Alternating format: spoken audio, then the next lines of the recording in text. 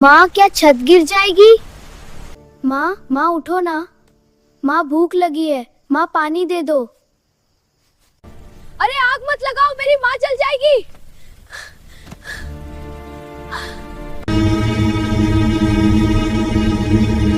रात की एक काली रात थी।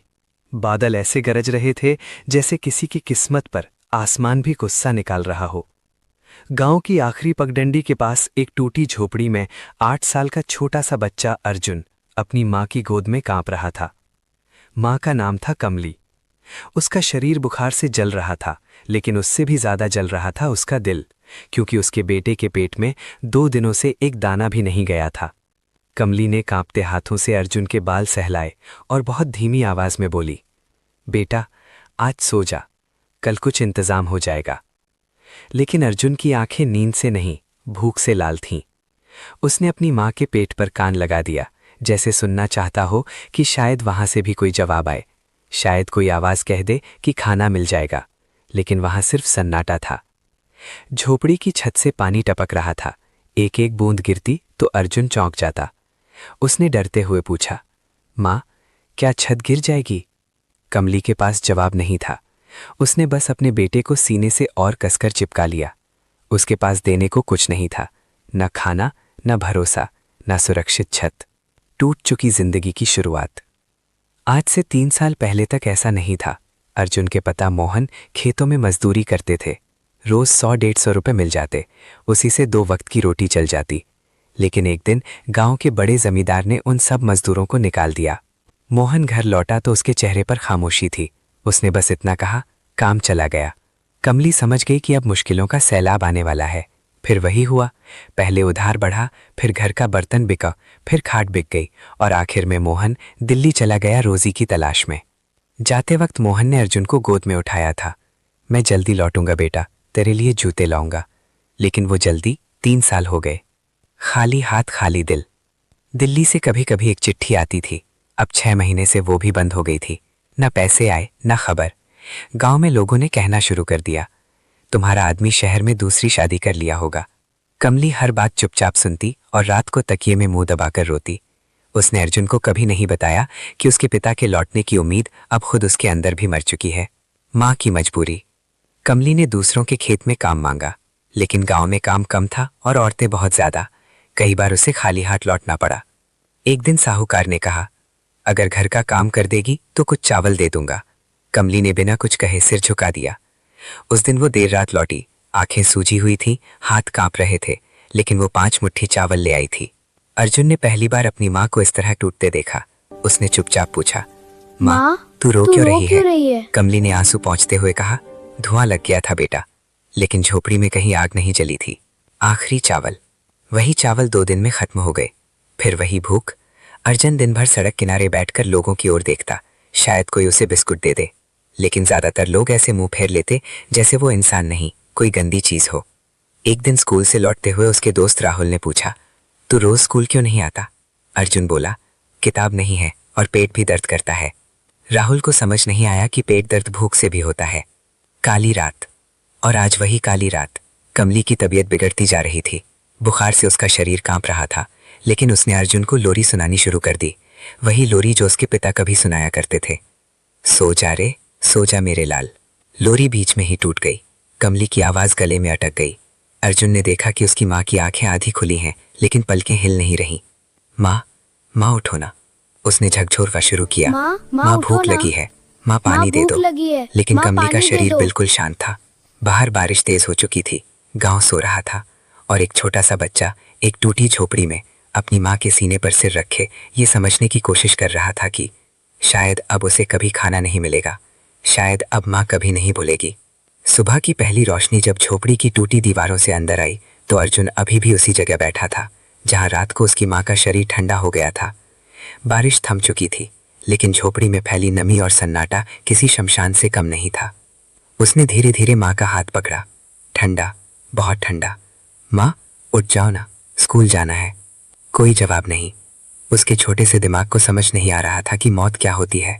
उसे बस इतना लग रहा था कि माँ बहुत थक गई है, इसलिए सो रही है। गांव वालों की बेरुखी। दोपहर तक झोपड़ी के बाहर भीड़ लग गई। किसी ने पंचायत को खबर कर दी थी। लोग आए, देखा, कुछ ने अफसोस जताया, लेकिन ज्यादातर लोग बस तमाशा देखने आए थे। एक औरत ने दूसरी से कहा, बेचारी मर गई, पर बच्चा तो बोझ हो गया अब। किसी ने अर्जुन से प्यार से नहीं पूछा कि उसे क्या चाहिए। सबकी नजरें बस एक सवाल पूछ रही थी, अब इस बच्चे को कौन पालेगा। माँ की आखिरी विदाई। गांव वालों ने चंदा करके कमली का दाह संस्कार कराया। अर्जुन को किसी ने बताया भी नहीं कि इसका मतलब क्या होता है। वो बस देखता रहा कि उसकी माँ को लकड़ियों पर लिटाया गया, उसके चारों तरफ आग जलाई गई। उसे लगा शायद माँ को ठंड लग रही होगी, इसलिए सब आग जला रहे हैं। वो दौड़कर चिल्लाया, अरे आग मत लगाओ, मेरी माँ जल जाएगी। लेकिन किसी ने उसकी एक ना सुनी। आग की लपटों में जब कमली का शरीर जलने लगा तो अर्जुन जमीन पर गिरकर रोने लगा। ऐसे रोया जैसे उसकी आत्मा भी उसी आग में जल रही हो। बेसहारा बच्चा। अंत्येष्टि के बाद भीड़ धीरे धीरे छट गई। शाम होते होते झोपड़ी फिर खाली हो गई। बस अर्जुन। रात को उसे भूख लगी, बहुत जोर की। उसने इधर उधर देखा, शायद माँ ने कहीं खाना छिपा रखा हो, लेकिन घर में सिर्फ खाली बर्तन और गीली मिट्टी थी। वो झोपड़ी के बाहर आया और आसमान की तरफ देखकर बोला, भगवान, मेरी माँ को वापस कर दो, मैं रोज मंदिर जाऊंगा। लेकिन आसमान भी आज चुप था। अगली सुबह अर्जुन गांव की सड़क पर खड़ा था। स्कूल की वर्दी अब उसके लिए बेकार हो चुकी थी। उसने एक दुकान के सामने खड़े होकर बहुत धीरे से कहा, काका, रोटी दे दो। दुकानदार ने उसे ऊपर से नीचे तक देखा और बोला, भाग यहां से, रोज रोज भीख मांगने लग गया तो धंधा कैसे चलेगा। अर्जुन की आंखों में आंसू आ गए, लेकिन वो रोया नहीं। वो समझ चुका था कि यहां रोने से कुछ नहीं मिलता। आखिरकार एक बूढ़ी औरत ने उसे सूखी रोटी का एक टुकड़ा दे दिया। उसने रोटी को ऐसे पकड़ा जैसे कोई खजाना मिल गया हो। उस दिन शाम को उसने पहली बार महसूस किया कि अब उसके पास कोई माँ नहीं, कोई घर नहीं और कोई बचपन नहीं। वो झोपड़ी में वापस नहीं गया। उसे वहां माँ की यादें डसती थीं। वो रेलवे स्टेशन की तरफ चला गया, जहां और भी बच्चे फटे कपड़ों में घूम रहे थे। एक लड़का बोला, तू नया लगता है, माँ बाप। अर्जुन ने सिर झुका लिया। मर गई। उस लड़के ने कंधे उचका दिए, तो तू भी अब हमारे जैसा ही है। रात को स्टेशन की ठंडी जमीन पर लेटकर अर्जुन छत की जगह आसमान देख रहा था। वहां न बारिश टपक रही थी, न लोरी सुनाने वाली माँ थी। बस शोर था, ट्रेन का, लोगों का और उसके अंदर के टूटते दिल का। उसने आंखें बंद की और बहुत धीमी आवाज में कहा, माँ, अगर कहीं सुन रही हो तो एक बार आ जाओ। लेकिन जवाब में सिर्फ ट्रेन की सीटी गूंजी। रेलवे स्टेशन अर्जुन का नया घर बन चुका था। अब उसे वहां आए 3 महीने हो गए थे। पहले दिन वो प्लेटफॉर्म के कोने में दुबक कर बैठा रहता था, लेकिन अब वो भी बाकी बच्चों की तरह ट्रेनों के बीच भागता, यात्रियों की जेबों को देखता और खाली बोतलें इकट्ठा करता। वो बच्चा जो कभी माँ की गोद में सोता था, अब पत्थर की ठंडी जमीन पर आंखें मूंदकर सपने देखता था। सपने नहीं, बस भूख की तस्वीरें। स्टेशन पर एक 16 साल का लड़का था, बंटी। चेहरे पर चालाकी, आंखों में अजीब सी सख्ती। वो नए बच्चों को पहचान लेता था। एक दिन बंटी अर्जुन के पास आकर बैठ गया। नाम क्या है तेरा? अर्जुन। अकेला है? अर्जुन ने सिर हिला दिया। बंटी मुस्कुराया, तो तू मेरे साथ रहेगा, यहाँ अकेले जिंदा नहीं रह पाता कोई। उस दिन पहली बार अर्जुन को किसी ने अपना सा महसूस कराया। बंटी उसे रोज शाम को खाने के लिए ले जाने लगा, कभी छोले भटूरे, कभी पुलाव। अर्जुन को लगता था कि भगवान ने आखिरकार उसकी सुन ली है। एक रात बंटी ने कहा, आज एक काम है, बस खड़े रहना है, कुछ नहीं करना। अर्जुन को कुछ समझ नहीं आया, पर पेट भरा था, इसलिए उसने सवाल नहीं किया। एक सोई हुई ट्रेन में चढ़े। बंटी ने धीरे से एक यात्री का बैग खींचा। अर्जुन काम गया।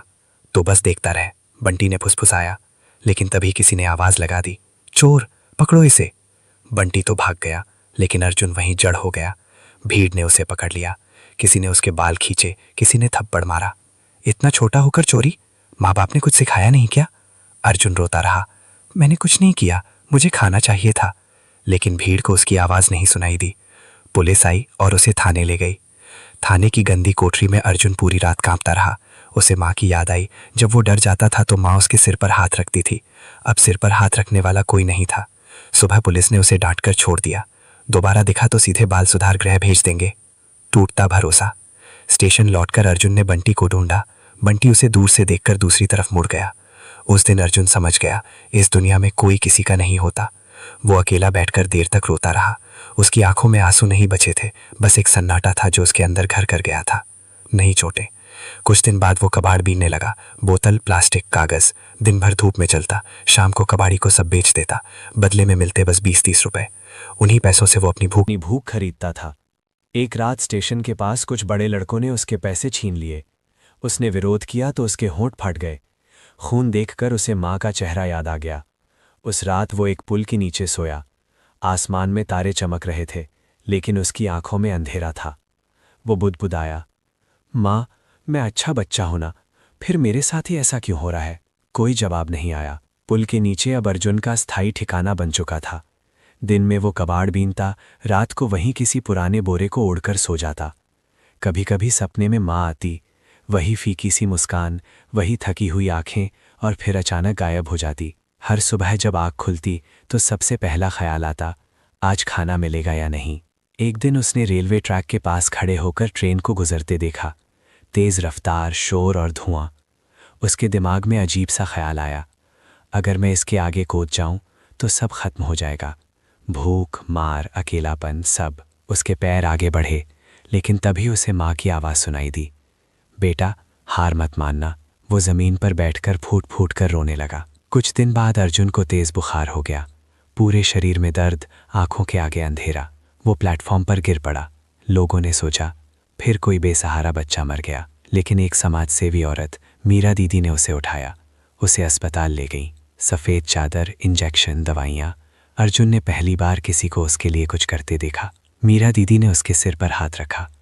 डरो मत, अब तुम अकेले नहीं हो। वाक्य बहुत छोटा था, लेकिन अर्जुन की पूरी दुनिया हिल गई। ठीक होने के बाद मीरा दीदी उसे एक बाल आश्रय गृह ले गई।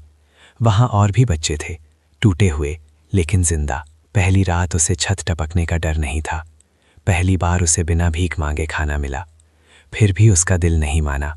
हर रात वो माँ को याद करके रोता। आश्रय गृह में उसे फिर से पढ़ाई शुरू करवाई गई। क ख ग लिखते हुए उसकी उंगलियां कांपती थीं। वो सोचता, अगर माँ जिंदा होती तो कितना खुश होती। 12 साल बाद बाल आश्रय गृह में रहते रहते अर्जुन ने पहली बार महसूस किया कि दर्द से भी बड़ी चीज होती है मकसद। मीरा दीदी ने उसे एक पुरानी सी किताब दी, भारत का संविधान।